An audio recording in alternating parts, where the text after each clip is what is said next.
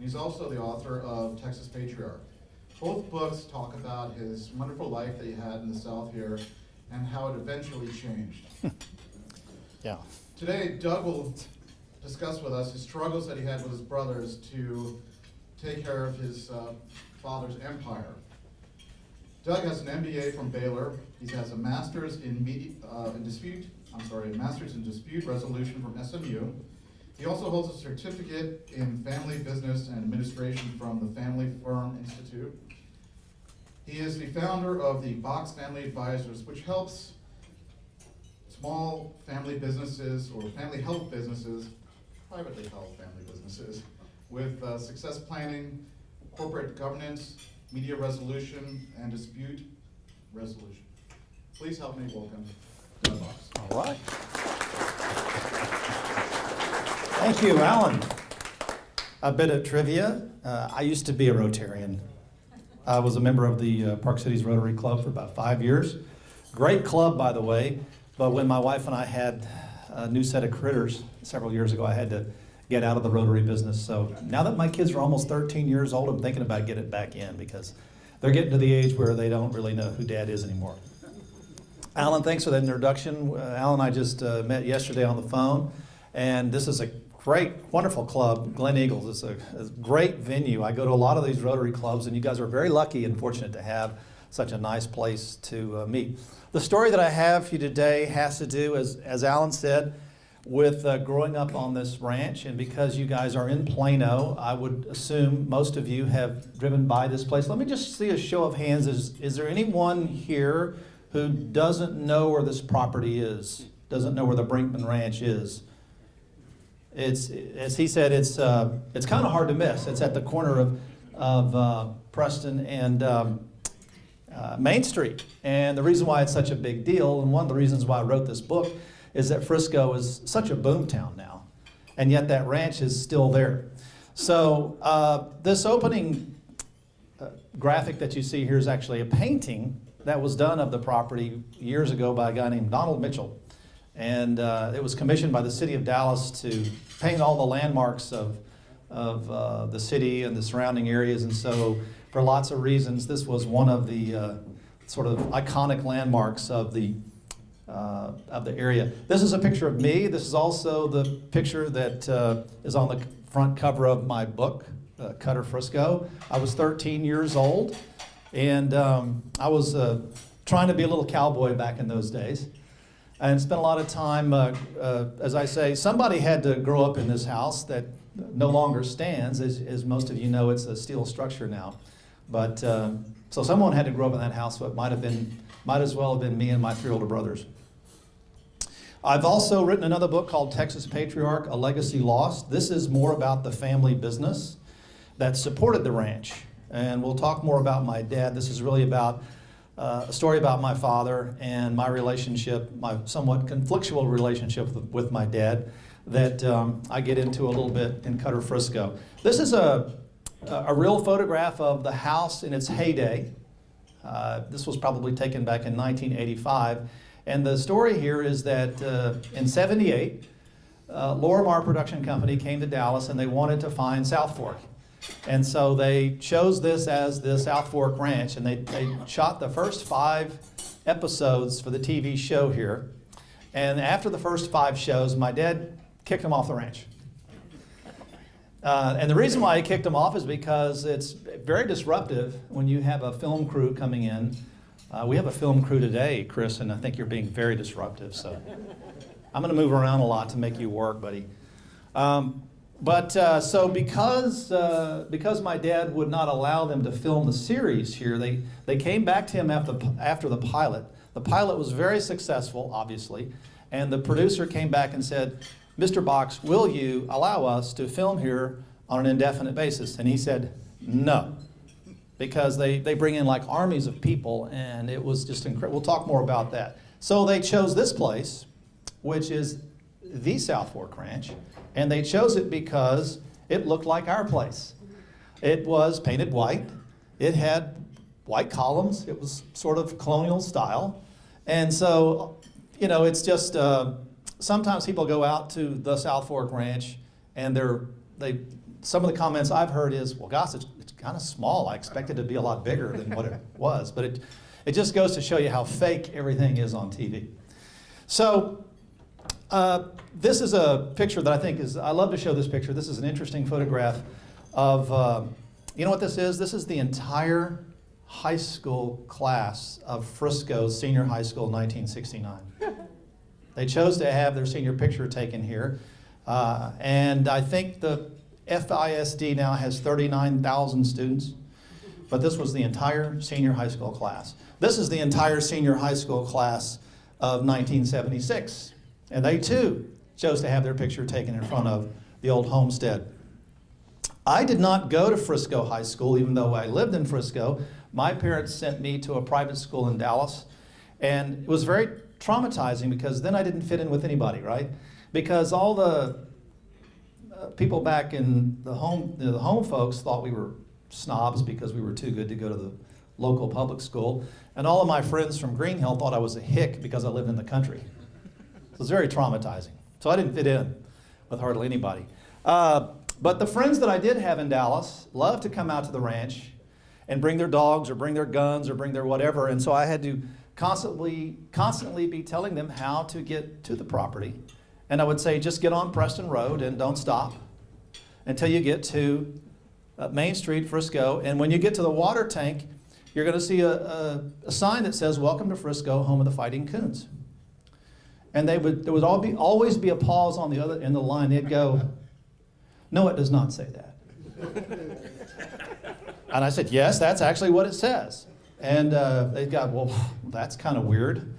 And so I just thought that's an interesting story, because years later, and many of you know this story, they made Frisco High School change the name of the mascot from Frisco Coons to Frisco Raccoons.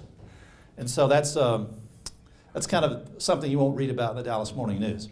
This is what the house and the ranch looks like today. This is the Brinkman Ranch. I call it the Stonehenge of Frisco. It stands there sort of in effigy of my family's history there.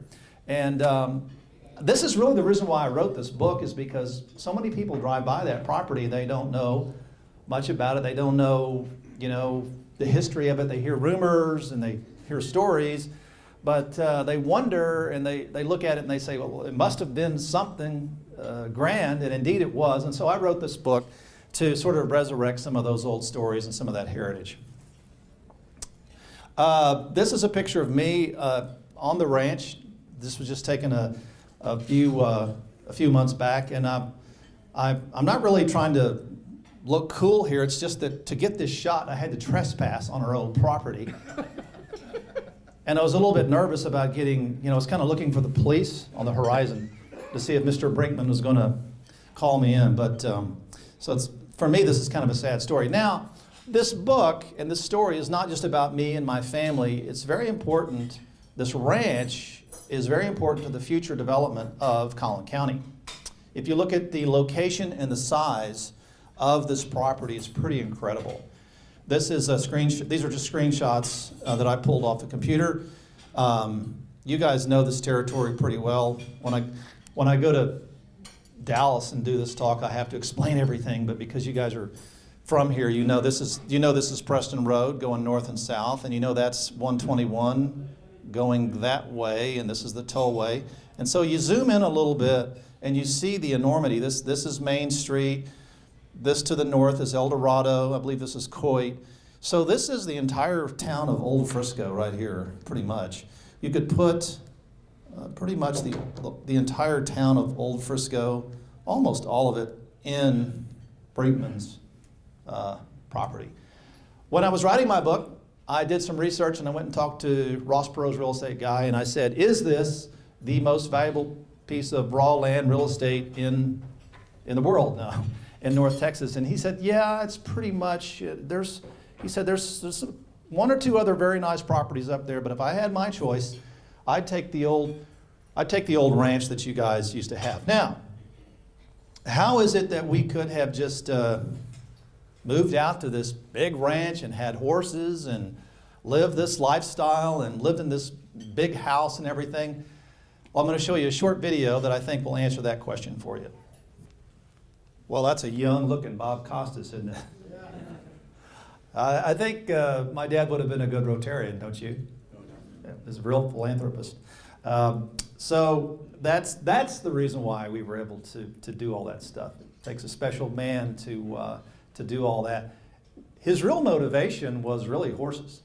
He wasn't trying to make some great real estate investment. He just moved out to the country close enough to Dallas where we could have horses, and so that's about 90% of what that was all about. This is a picture of my mom. I was the youngest of 4 boys, so I was a mama's boy.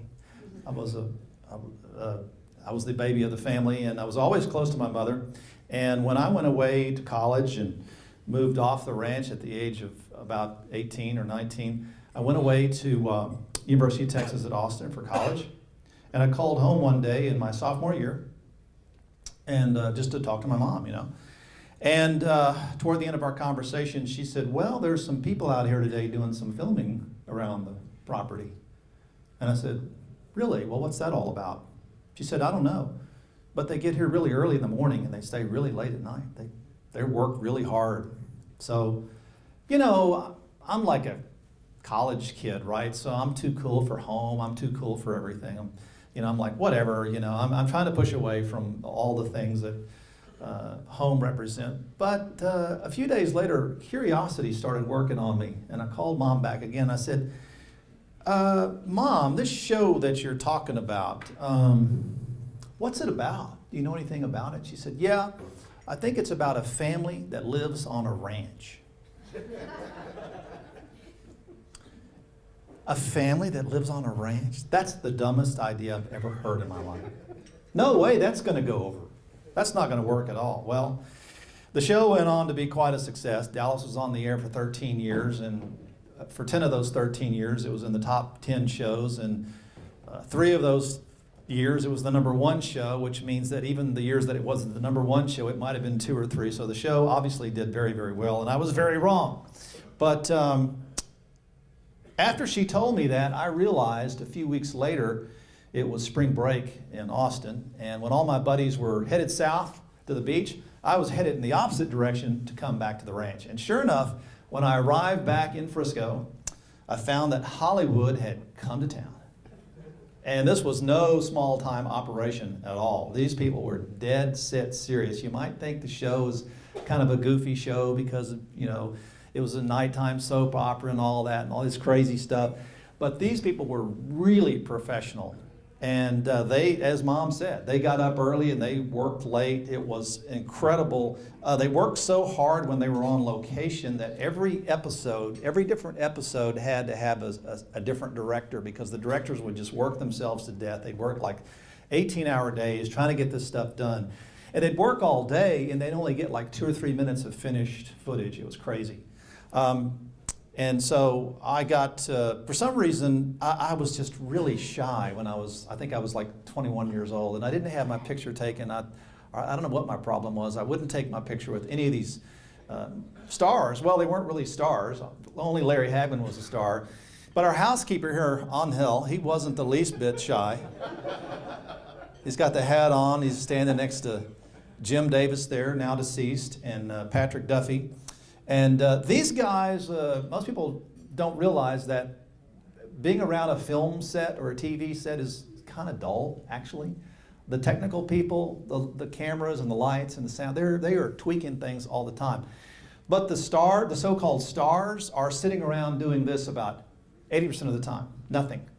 And you have to, of course, I remind you, this is 1978, this is the late 70s. There's no cell phones, there's no smartphones. This is Patrick Duffy here, and look at his hands. Don't you know that if you could just plopped an iPhone right down there in those hands, how much damage he could do in no time? He'd have 100,000 Twitter followers just like that. But there was nothing for them to do, literally, all day except, nurse root beer. And so they spent a lot of time getting to know us because they're doing a show about a family that lives on a ranch, and after all, we're that family that lives on that ranch. And they would come ask us questions, really strange questions like, so do you guys know how to ride horses? And we're like, yeah. And does your dad really run an oil company in Dallas? Like he lives here and he drives into the office every day and he like does all that. Yeah. They just couldn't get over it. It was incredible. Now, this is one of my, for some reason, I've never really been able to put my finger on it. Victoria Principal shown here was always one of my favorites. And don't know why that is. Can't quite figure that one out. But this is a great picture of her because she is shown here without a stitch of makeup, still looking disgustingly beautiful, right? So I'll show you other pictures of her that, where is she? But once again, what is everybody doing on the film set? Standing around and waiting, doing nothing, okay? There's Bobby's old red convertible. Remember that? That was a hot car back then. I bet some of you guys had that car. This is Patrick Duffy and Larry Hagman. Larry Hagman was the clown of the set.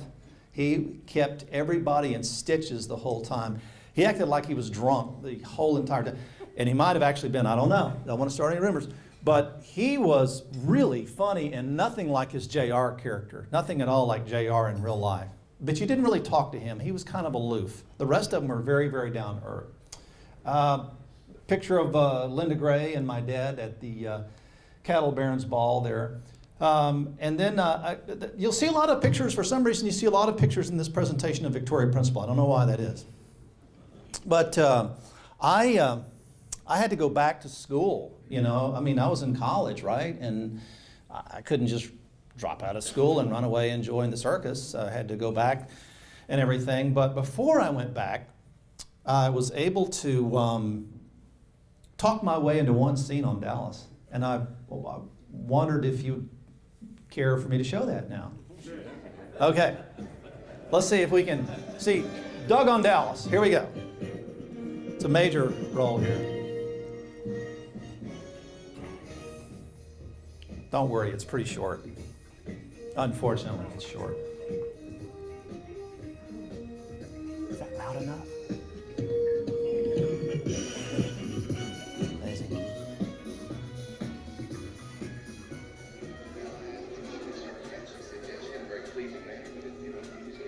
The right thing. Hello, hi, Lucy. Have you met Susan? No, hello. See all the people in the background? See how many people in there? She's my niece. Of course, Bobby's niece too. Of course. Yeah. Hey, Jeff, how you doing? All right, man. How are you? Good, good. Listen, you show Susan around, make sure she meets everybody. Sure. Hurry this second one time. Did Bobby hire you? No, J.R. Ah. Oh, J.R. He never misses a trick.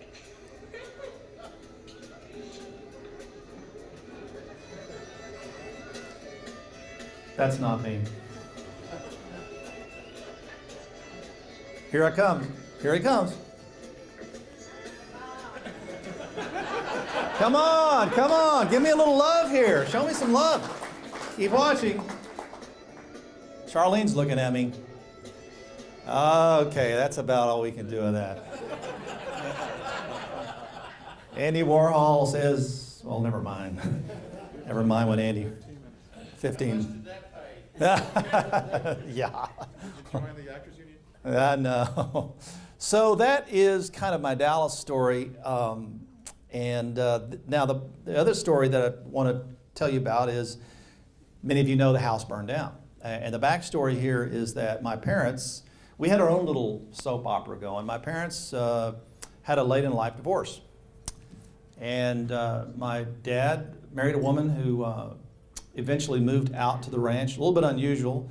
Mom did not get the house. She moved into Dallas and lived happily ever after, remarried. And my dad married another woman, married this woman here, a picture of her, lovely person. And she moved into the big house, the original South Fork, whatever. But bear in mind that Mom had lived there for 21 years and raised 4 rowdy boys. So what does the new wife need to do in order to make the house hers? And you all say, remodel. Thank you, remodel. And so in the process of remodeling, sometimes I ask that question, there'll be a smart aleck in the audience, they'll go, burn it down. Not quite. Actually, that is. So I was telling David that back in those days, Frisco's fire department, well, I think you're actually looking at Frisco's fire department right there. That's the entire fire department of Frisco. Need I say more? Frisco had an all-volunteer fire department. Well, they had 2 paid employees, and the main thing is we didn't have any water. There was no water. Water is kind of important when you fight a fire. So this is what happens next. A lot of history going up in smoke. A lot of history. The ranch served as set for the original TV miniseries, Dallas. Owner Cloyce Fox is Frisco's chief benefactor, donating heavily to schools and the fire department. He once held pass receiving records for the Detroit Lions. I don't take this as defeat. We'll come out of this okay. We'll start back just as soon as the debris is removed, and we'll rebuild. Investigators say the fire started as painters were refinishing the east end of the home, but there's no official cause yet. Folks around here who know Cloyce Fox, and everyone does, expect him to rebuild his local landmark even nicer than it was. Jim Douglas, Channel 5 News in Frisco. He was never able to rebuild. You guys know that. This was the day after the fire. It was a total loss, and because my dad was such a stickler for construction, he, scraped the lot, even dug out there was a basement in that big house, and tried to rebuild it as a steel frame because he didn't want it to burn down again. I guess that's why he built it as a steel frame. I actually think what he was thinking about was converting it into, a structure about like this, what it would someday be sort of like a clubhouse to a master plan, some sort of, country club or convention center or hotel, I don't know what. But what you don't know about this, there's a full basement beneath this structure that's pretty amazing, and he was going to build it back a lot bigger and better than it was. So, as I said, it stands there today, and it stood there for a very, very long time. I mean, the house burned in '87, and then it went out of my family's control in '96, so was that 30 years? Am I doing the math right? Or is it? Yeah. 96 is when my mother sold the last piece of the property. 20 years, sorry.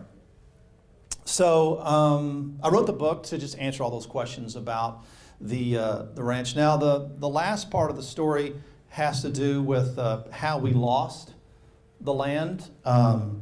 We lost the land. We were one of those families that got turned upside down in the late 80s. We had a very difficult economy, and I'm sure this is such a young audience. None of you remember the 80s very well. But I remember the 80s pretty darn well. And we just got we got turned upside down. My dad was a serial entrepreneur. He came up with nothing. He was born in the Great Depression, born in 23. So at the beginning of the Great Depression, he was 6 years old. He literally grew up. So the entrepreneur is somebody that takes risk. And my dad would use the ranch as collateral. He would pledge that land to get a business started. And it was supposed to be temporary, and then he'd get a business started, and then he would replace that collateral with some permanent collateral. So, that's just what the entrepreneur sometimes has to do. He has to use what he has. My dad had this very valuable land, and he would pledge it, and he pledged it in a big, big deal with Trammell Crow, the Trammell Crow family in the late 80s, early 90s. We built a very big cement plant that now is in Midlothian, Texas, that a Swiss company is so glad that we built that plant for them. They've made so much money with it. But that's just the way it goes. And so how are we doing on time, Alan? Have I Just about 3 minutes. 3 minutes. Okay, so what I like to do is when I go and talk about Dallas, invariably the audience will have a story. Sometimes they'll have stories better than mine. And so if anyone has a story to share or a question, yes, sir. I can vouch for how much time and all it takes because my family had an airport here in Plano. In 2 different years, they came out and filmed a part of a segment out there. And they rolled in the morning, had catering trucks and big 18-wheelers and stayed all day long. But I wasn't shy enough that I did get my picture taken with my arm around Victoria Princess. Well, there you go. You've trumped me. No pun intended. Sorry, I can't use that word ever again. That's going to be a hard story to beat right there. And on TV, it was about 5 or 10 minutes.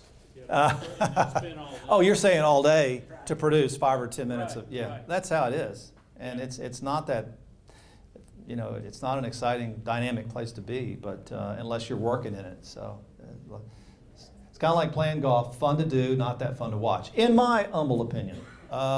Any other questions, comments, anything, any stories, any secrets, any Dallas secrets? I will say this real quick. Oh, yes, sir. One question, how many acres was that ranch back then? Thank you for asking that question. He asked, how many acres was that back there? My family never owned more than 1,000 acres, but we owned the corner right there at the northeast east corner of Preston and 720, which was the most valuable part by far.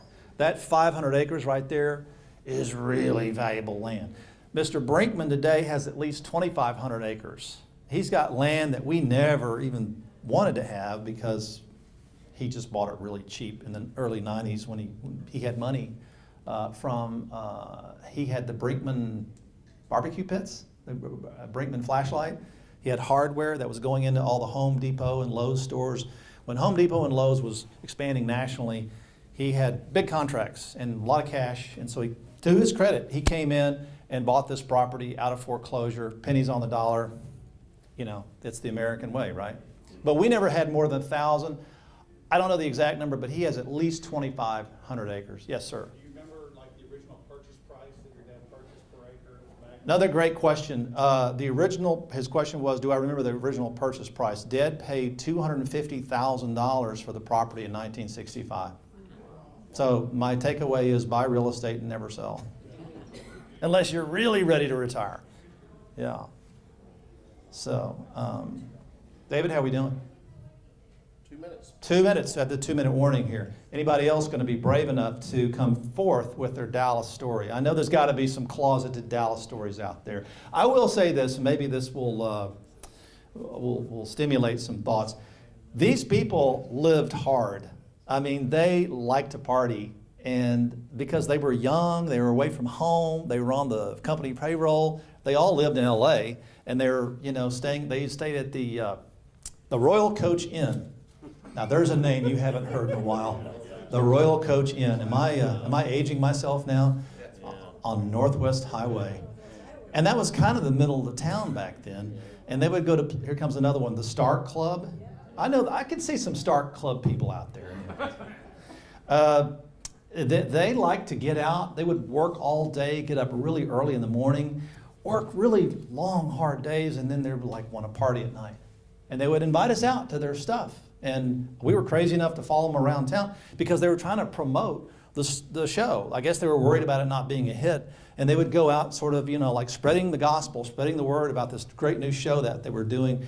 And they didn't just film at our house. They filmed all over town. I mean, one main place was a big building back then. That was a hot spot. The Hyatt Ball, the Hyatt Regency Tower Ball thing, they like to go up there.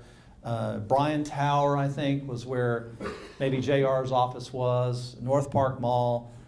They really, when they were doing the show, they really wanted to give the show a local feel, and I think they did that. And I think that's one of the reasons why it was so successful, is because when people tuned into Dallas, even though everything was completely fake, it still had that Dallas feel to it.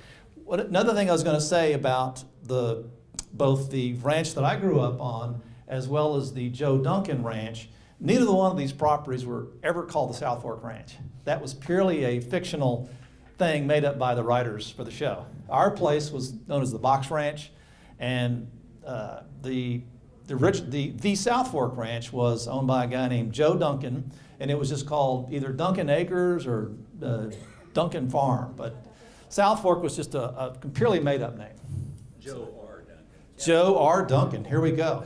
Joe R. Duncan. And you know Mr. Duncan. JR. J.R. Duncan, okay. Was that his real initials? Yeah, it really was. Crowd knows more than I do about this. Well, my time is dwindling, and so I think we're down to the last 5 seconds. It's been an honor for me to be here. Y'all are a great club. Thank you very much for having me. Very interesting. Doug, what else? All right, on behalf of the Plano Rotary Club, we always present to our guests the highly coveted, non-perpetual Plano Rotary Club desk organizer. Awesome. Thank you very much. Quite welcome. Thank you. All right, any closing comments, questions?